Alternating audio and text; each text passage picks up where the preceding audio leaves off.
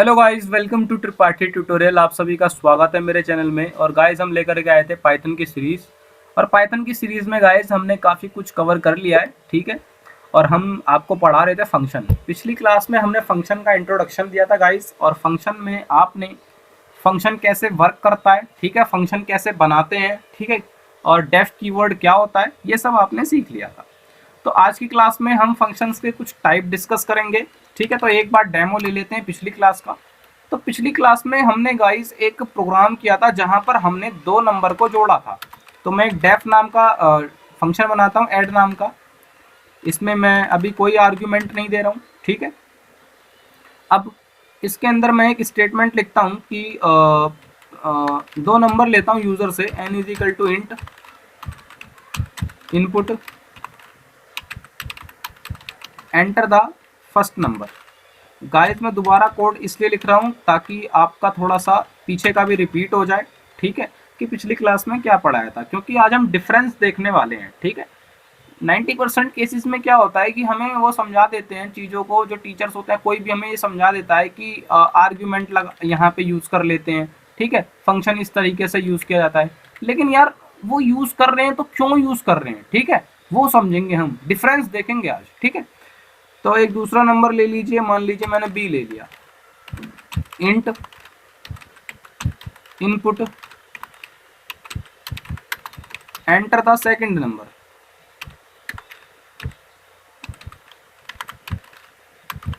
अब आपको प्रिंट क्या कराना है, इन दोनों का सम। तो मैं लिख देता हूँ n प्लस बी प्रिंट करा लीजिए आप, ठीक है। यही सीखा था हमने। और फंक्शन अपने आप कुछ करता नहीं है, उसको कॉल कराना पड़ता है। तो यहाँ पे ऐड को हमने कॉल करा दिया, और जितनी बार कॉल कराएंगे वो उतनी बार चलेगा। तो पहला नंबर 12 दे दिया, दूसरा नंबर भी 12 दे दिया, आउटपुट 22 आ गया। तो आपको समझ में आ चुका है कि ये कैसे वर्क कर रहा है, कैसे कॉल कराया जा रहा है, ठीक है। तो गाइस हम ये कह सकते हैं फंक्शंस को हम चार टाइप से डिफाइन कर सकते हैं, ठीक है। एक, जिसके अंदर हम ना तो आर्ग्यूमेंट पास करते हैं ना ही कुछ रिटर्न कराते हैं। यहाँ पे क्या हमने कोई रिटर्न वर्ड का यूज किया? नहीं, हमने प्रिंट कराया। तो ना तो हम कोई आर्ग्यूमेंट यूज करते हैं, जो इसके अंदर यूज हम करते हैं वेरिएबल या कोई भी चीज, उसको हम आर्ग्यूमेंट कहते हैं, ठीक है। तो ना हम कोई आर्ग्यूमेंट यूज करते हैं, ना ही हम कोई रिटर्न कराते हैं। दूसरा, हम आर्ग्यूमेंट तो यूज करते हैं लेकिन रिटर्न नहीं कराते, ठीक है। तीसरा, हम रिटर्न कराते हैं, सॉरी रिटर्न कराते हैं, ठीक है, पर आर्ग्यूमेंट यूज नहीं करते, ठीक है। चौथा, आर्ग्यूमेंट भी यूज करते हैं और रिटर्न भी कराते हैं, ठीक है। तो ये चार टाइप होता है। अब इन चारों टाइप में डिफरेंस क्या है उसको हम एक एक प्रोग्राम से समझेंगे, और कौन सा टाइप किस सिचुएशन के लिए बेस्ट होता है वो सीखेंगे, ठीक है। तो पहला टाइप को तो आपने ये समझा कि ये यूजर के लिए बेस्ट है, कि जब आप कोई प्रोग्राम बना रहे हैं यूजर के लिए, जो यूजर दो नंबर को जोड़ना चाहता है तो उसके लिए ये बेस्ट है कि भाई ये डाल दे और जोड़ता चला जाएगा, जो तेरा मन करे तो वो जोड़ सकता है, ठीक है। लेकिन दूसरे टाइप में हम क्या करने वाले हैं, हम आर्ग्यूमेंट पास करने वाले हैं, ठीक है। अब यहाँ पे हम क्या सीख रहे हैं, आर्ग्यूमेंट पास करेंगे लेकिन रिटर्न नहीं कराएंगे, प्रिंट कराएंगे, ठीक है। तो वो कैसे करते हैं, जब कभी भी आपको आर्ग्यूमेंट पास करने हो, जैसे आपको अगर दो नंबर को जोड़ना है, दो नंबर को जोड़ना है और आपको क्या करना है, आर्ग्यूमेंट पास करके ये कोड करना है, ठीक है। तो दो नंबर को अगर जोड़ना है तो आप यहाँ पे दो आर्ग्यूमेंट पास कर दीजिए। मैंने एक्स वाई दो आर्ग्यूमेंट पास कर दिए, ठीक है। मैं प्रिंट कराना चाहता हूँ किसे, मेरे को सम चाहिए, तो मैंने लिख दिया एक्स प्लस वाई। ध्यान दीजिएगा मैंने अभी तक एक्स और वाई की वैल्यू डिफाइन नहीं करी है। तो जब कभी भी हम कॉलिंग के टाइम पर, जब हम कॉल करते हैं फंक्शन को, जब डिफाइन करना चाहें वैल्यू वेरिएबल्स की, जिनका हमें प्लस करना है या माइनस करना है या फैक्टोरियल निकालना है या एनीथिंग जो भी हम करना चाहते हैं, तब हम ये वाला मेथड यूज करते हैं, ठीक है। कौन सा, आर्ग्यूमेंट देते हैं लेकिन रिटर्न नहीं देते, ठीक है। जैसे मैंने बोला प्रिंट कराओ, सॉरी प्रिंट कह रहा हूं, मैंने फंक्शन कॉल किया ऐड, और ऐड के अंदर मैंने, अब ऐड को अगर मैं ऐसे ही कॉल करता हूं देखिएगा तो एरर दे देगा, एरर, ठीक है। कहता है add missing two required positional argument X and Y. मतलब आपने जब वहां पे दो वेरिएबल दे रखे हैं तो उनको आपको यहाँ देना पड़ेगा, ठीक है। तो जो आप वैल्यू देंगे वो एक्स और वाई की वैल्यू बनेंगी। तो मैंने बोला 6 और 7, तो आप देखेंगे ये आपको प्लस करके प्रिंट कराएगा 13, ठीक है। अभी कोड को समझेंगे कैसे वर्क कर रहा है इंटरप्रेटर। तो आप देख सकते हैं 13 आ चुका है आपके सामने, ठीक है। अब सबसे पहले क्या था कि आपने आर्ग्यूमेंट पास कर दिए दो, एक्स और वाई, मतलब अभी आपने बताया नहीं है कि एक्स के अंदर क्या वैल्यू है और वाई के अंदर क्या वैल्यू है, ये आप बताना चाहते हैं कॉलिंग के टाइम पर जब आप फंक्शन को कॉल करेंगे, ठीक है। फिर आपने प्रिंट कराया एक्स प्लस वाई, अगर आप यहाँ एक्स माइनस वाई लिखते तो वो माइनस होता, जो आप दो वैल्यू यहाँ देते वो माइनस करते, ठीक है। चलिए, जब आपने कॉल कराया, कॉलिंग कराने पर आपने दोनों वैल्यू को एक एक मतलब वैल्यू दे दी, दोनों वेरिएबल्स को 6 और 7। तो अब आप देखते हैं, ऐड के पास गया, 6 मिला एक्स को और वाई को मिला 7, नीचे आया प्रिंट स्टेटमेंट मिला एक्स प्लस वाई, उसने प्रिंट करा दिया दोनों को जोड़ के, ठीक है। अब इसका बेनिफिट क्या है, ये हमारे लिए एक प्रकार से बेनिफिट है। मान लीजिए आप प्रोग्राम कर रहे हैं, ठीक है, आप कोई कोड बना रहे हैं, वहां पर आपको किसी कोड को बार बार लिखना है, ठीक है। मान लीजिए आपको ऐड का ही कोड बार बार लिखना है, ठीक है, और हर जगह आपको अलग अलग जोड़ना है, जैसे कहीं पे 7 6 13 करना है, कहीं पे 8 9 17 करना है, कहीं पे 9 9 18 करना है, ठीक है। तो उस सिचुएशन में ये अच्छा है, ठीक है। आपको क्या करना पड़ेगा, कॉल करना पड़ेगा, और कॉलिंग के टाइम पर आपको जिन नंबर्स को जोड़ना है उनको दे दीजिए, ये आपके सामने उनका सम करके आपको दे देगा, ठीक है। अगर आप पहले वाले तरीके से करते कि जहाँ पे आप आर्ग्यूमेंट पास नहीं कर रहे थे, ठीक है, और ना ही कुछ रिटर्न करा रहे थे, तो उसमें क्या था, वो एक ही कोड था, वो अगर आपने दो नंबर को जोड़ा हुआ है तो वो उन्हीं दो नंबर को बार बार जोड़ता, लेकिन आप यहाँ पे इसकी मदद से नंबर्स को चेंज कर पा रहे हैं, ठीक है। देखिए, पहले का आउटपुट 13, दूसरे का 15, ठीक है। तो आपको ये भी समझ में आया होगा कि किस सिचुएशन में इसका यूज हम करते हैं, ठीक है। चलिए, अब जो सीख रहे हैं वो हम सीखेंगे कि हम आर्ग्यूमेंट देंगे और रिटर्न भी कराएंगे, ठीक है। अब हम आर्ग्यूमेंट देंगे और रिटर्न भी कराएंगे, या चलिए पहले ये सीख लेते हैं, आर्ग्यूमेंट नहीं देंगे पर रिटर्न करवाएंगे, तो आपको भी समझ में आना चाहिए कि रिटर्न क्या होता है, ठीक है। चलिए, मैंने आपसे बोला रिटर्न के लिए मैंने एक वैल्यू ले ली, वही अभी प्लस का प्रोग्राम करते हैं, ठीक है, इंट इनपुट,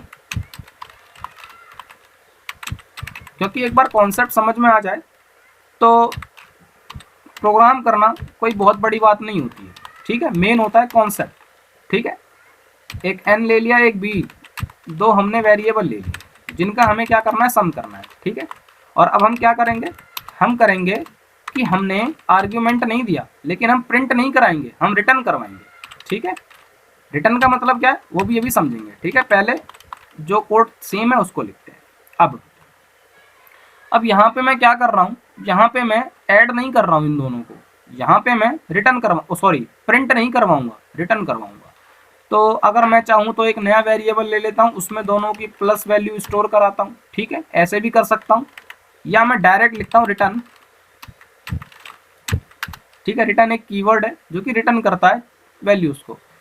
मैंने बोला रिटर्न मुझे क्या कराना है, दोनों का सम, तो मैंने बोला n प्लस बी।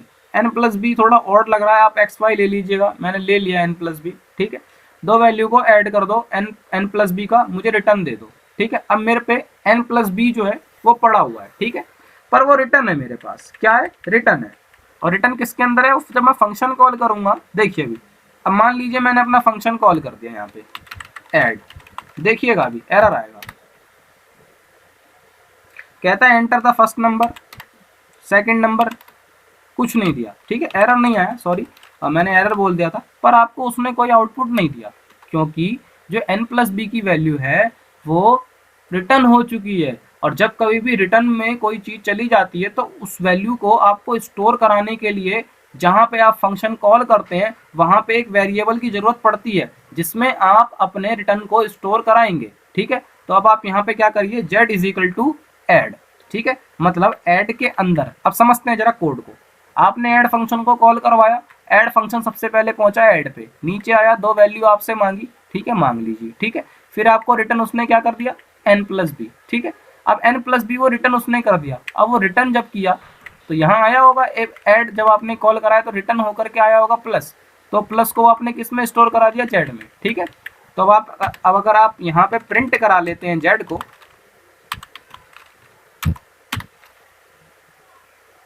तो आपका काम बन जाएगा, ठीक है।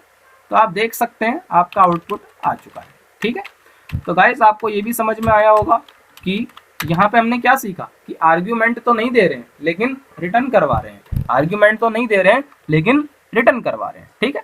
तो चलिए अब सीखते हैं जहां पर हम आर्ग्यूमेंट भी पास करेंगे और रिटर्न भी पास करेंगे, ठीक है। तो एक फंक्शन एक्स वाई, फंक्शन बोला मैंने वेरिएबल, ठीक है। अब आपको क्या करना है, रिटर्न कराना है। तो रिटर्न आप क्या करवाना चाहते हैं, मैंने लिख दिया रिटर्न करो जी एक्स प्लस वाई, ठीक है। अब सबसे पहले आप क्या करेंगे, फंक्शन को कॉल करवाएंगे। कॉल जब रिटर्न होता है तो रिटर्न के केस में आपको जो फंक्शन आप कॉल करते हैं उसको आपको एक वेरिएबल के अंदर कॉल स्टोर करके कॉल कराना चाहिए। तो मैंने एक जेड वेरिएबल लिख दिया और उसके अंदर मैंने, क्योंकि रिटर्न था इसलिए कॉल करवाया, लेकिन अब आर्ग्यूमेंट भी तो देने हैं मुझे, तो आर्ग्यूमेंट भी दे दीजिए 6 9। अब अभी भी अगर मैं रन कराता हूं तो प्रिंट नहीं होगा, क्योंकि मैंने प्रिंट स्टेटमेंट तो दी ही नहीं है, ठीक है। देखिएगा कुछ नहीं आया, क्यों नहीं आया, क्योंकि मैंने इसको प्रिंट स्टेटमेंट दी ही नहीं थी। अब मैं एक काम करता हूँ, मैं इसको प्रिंट स्टेटमेंट दे देता हूँ, और प्रिंट मैं किसे करवाऊंगा, मैं जेड को करवाऊंगा, क्योंकि मेरा जो सम है वो जेड के अंदर स्टोर है। अभी मैं एक बार और आपको कोड बताता हूँ इंटरप्रेटर कैसे वर्क कर रहा है, ठीक है। देख सकते हैं आप सम आ चुका है। चलिए अब देखिए, सबसे पहले मैंने बताया था आपने फंक्शन बना लिया, आपने आर्ग्यूमेंट पास कर दिए 2 और आपने रिटर्न करा लिया इनका सम, ठीक है। इसके बाद आपने फंक्शन कॉल करवाया ऐड, तो रिटर्न लगा था, इस वजह से आपको जो ऐड को कॉल करवाना पड़ेगा वो एक वेरिएबल के अंदर करवाना पड़ेगा स्टोर करके कॉल, ठीक है। तो एक वेरिएबल जेड लिया, उसके अंदर मैंने जो ऐड को कॉल किया था वो स्टोर करा लिया, और 2 आर्ग्यूमेंट चाहिए थे, मैंने 2 आर्ग्यूमेंट भी पास कर दिए, ठीक है। अब जेड के अंदर सारी कहानी आ चुकी है, उसको मैंने प्रिंट करा लिया, ठीक है। अब कहानी कैसे आई वो देखो, जैसे ही आपने ये 6 और 9 वैल्यू डाली, ये सीधा अपने मालिक के पास पहुंचा जो इसका फंक्शन था ऐड कॉल होने के बाद। तो यहाँ एक्स की जगह 6 आया, इसकी जगह 9, 6 और 9 15। रिटर्न रिटर्न किस में आया होगा, वो ऐड फंक्शन के अंदर, और ऐड फंक्शन को आपने किसके अंदर, किसके इक्वल टू में स्टोर करा रखा है, जेड के अंदर स्टोर करा रखा है। फिर आप प्रिंट किसे करा रहे हैं, जेड को, तो आउटपुट आपका क्या आएगा 9 9 6 15। आई होप गाइस आपको ये समझ में आया होगा कि फंक्शन का यूज़ कैसे करते हैं, और फंक्शन 4 टाइप के होते हैं, ठीक है। उन चारों को भी हमने डिस्कस कर लिया। अब एक छोटा सा प्रोग्राम लेते हैं, और ताकि आपको और अच्छा समझ में आए। अब आपको क्या निकालना है, फैक्टोरियल निकालना है।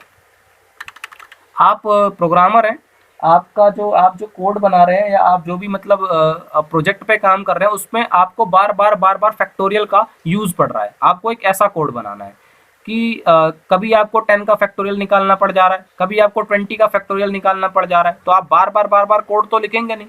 आप एक ऐसा कोड बनाएंगे जिसको खाली कॉल कराएं और वैल्यू दें और चल जाए। तो आप सोचिएगा चारों में से कौन सा यूज़ करें, ठीक है। मैं करता हूँ, आप पोज करके सोचिए और समझिए।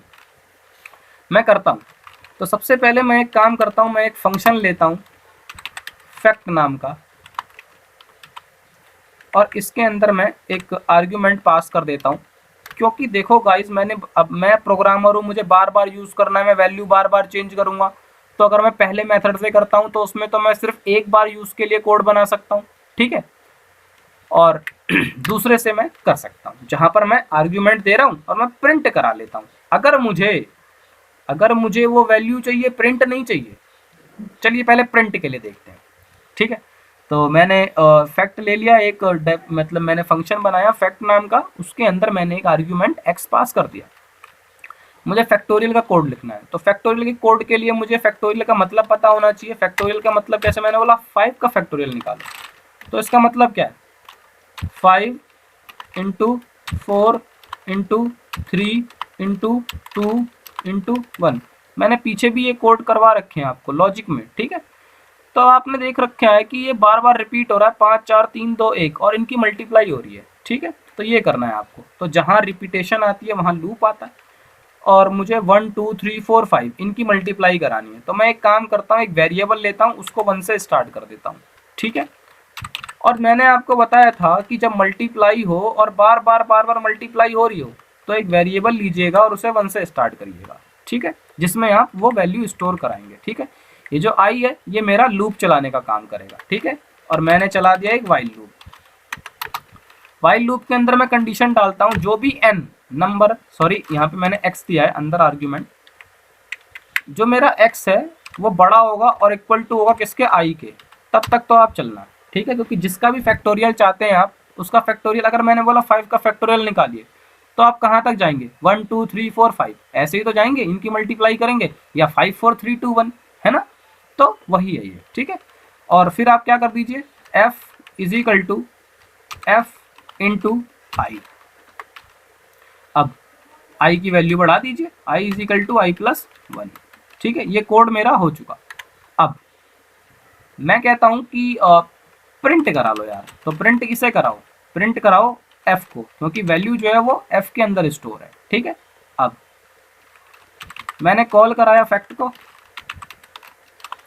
और x है ना, x की वैल्यू मैंने दे दी 5, रन कराते हैं तो आपके सामने 120 आ चुका है। एक बार कोड को समझते हैं, कोड ने काम कैसे किया। सबसे पहले आपने एक फंक्शन बनाया फैक्ट नाम का, ठीक है, उसमें आपने एक आर्ग्यूमेंट दे दिया जो आप कॉल के टाइम पर पास कराना चाहते हैं, i इज इक्वल टू 1, क्योंकि आप लूप चलाना चाहते हैं, और लूप कब तक चलाना चाहते हैं, जब तक 1 से स्टार्ट किया, और जब तक चलाना चाहते हैं जब तक जो नंबर आप पास कर रहे हैं उसके इक्वल टू ना हो जाए, ठीक है, उससे बड़ा होते ही आपको बाहर आना है, ठीक है। फिर आपने एक वेरिएबल ले लिया f इज इक्वल टू 1 जो मल्टीप्लाई होती है, जैसे 5 इंटू 4 इंटू 3 इंटू 2 इंटू 1, तो वो स्टोर भी तो बार बार हो रहा है, तो बार बार स्टोर कराने के लिए एक वेरिएबल चाहिए, तो इसके अंदर आप स्टोर करा रहे हैं। तो अगर आपने x की वैल्यू दे दी 5, तो नीचे आया, चेक करा 5 is greater than equal to i की वैल्यू 1, हाँ ट्रू, नीचे आया f is equal to f star i, f की वैल्यू कितनी है 1, 1 स्टार i की वैल्यू 1, 1 1 जा 1, f की नई वैल्यू हो गई 1, नीचे आया i इज इक्वल टू 2 हो गई अब, ठीक है। फिर ऊपर गया, x की वैल्यू कितनी है, आपने 5 ही डाली थी, लूप तो जब तक चलेगा जब तक उसे कंडीशन फॉल्स नहीं मिलेगी। अब i की वैल्यू हो गई 2, तो 2 ये भी ट्रू, नीचे आया, f की वैल्यू थी 1, 2 1 जा 2, तो f की वैल्यू हो गई 2। इसी तरीके से एक बार ऐसा आया होगा कि i की वैल्यू 5 के बाद हो गई 6, फिर यहाँ पढ़ा, अरे फॉल्स हो गया, फॉल्स होते ही बाहर आया वाइल से बाहर आते ही उसे क्या मिला, प्रिंट f, और f 120 हो चुका होगा, ठीक है। आप इसको कॉपी पेन से करिएगा, ठीक, कॉपी में करिएगा अच्छे से, एक एक स्टेप को बार बार, ठीक है। और कॉलिंग के टाइम पे आपने फंक्शन को क्या दे दिया, फैक्ट को 5 दे दिया, तो उसने 5 का फैक्टोरियल कराया। मान लीजिए आपको कहीं पे यूज करना है अब कि 10 का फैक्टोरियल, तो 10 लिख दीजिए, 10 का फैक्टोरियल आ गया, ये देखिए, ठीक है। तो ये कह सकते हैं कि यूजर के टाइम के लिए तो वो वाला बेस्ट है, पहला तरीका, लेकिन अगर आप अपने लिए कर रहे हैं तो दूसरा तरीका बेस्ट है, ठीक है। अब आप इसको प्रिंट नहीं कराना चाहते हैं, आप इसको यूज करना चाहते हैं अपने कोड में, तो आप क्या करिए, प्रिंट की जगह यहाँ पे रिटर्न कर लीजिए। तो रिटर्न किसे कराइए, रिटर्न कराइए आप f को, क्योंकि वैल्यू स्टोर होगी f के अंदर, और आप फंक्शन इसको कॉल करा रहे हैं, ठीक है। तो आप लिख दीजिए, यहाँ पे क्या लिखेंगे, x की जो भी आर्ग्यूमेंट आप देना चाहते हैं, मान लीजिए 5, और जब मैंने बताया था जब आप रिटर्न यूज करते हैं तो उसकी वैल्यू को एक वेरिएबल में स्टोर कराना पड़ता है, तो z। अब आपको मैं एक बात बता दूं, ये प्रिंट होकर के तो नहीं आ रहा है, ठीक है, लेकिन अब जो z है, z के अंदर आपका 5 का फैक्टोरियल स्टोर हो चुका है, तो अगर कहीं आपको ये यूज करना है तो आप वहां पर z लिख दीजिए और यूज हो जाएगा, ठीक है। चलिए मैं आपको एक बार z प्रिंट करा के दिखा सकता हूँ कि z के अंदर क्या वैल्यू आई है, देख सकते हैं 120, ठीक है। तो आई होप गाइस आपको आज का सेशन समझ में आया होगा। प्लीज़ मेरे चैनल को लाइक करिए, सब्सक्राइब करिए और शेयर करना ना भूलिए। अगली वीडियो में हम फंक्शन में ही कुछ और डीप तक जाएंगे, ठीक है। Thank you so much.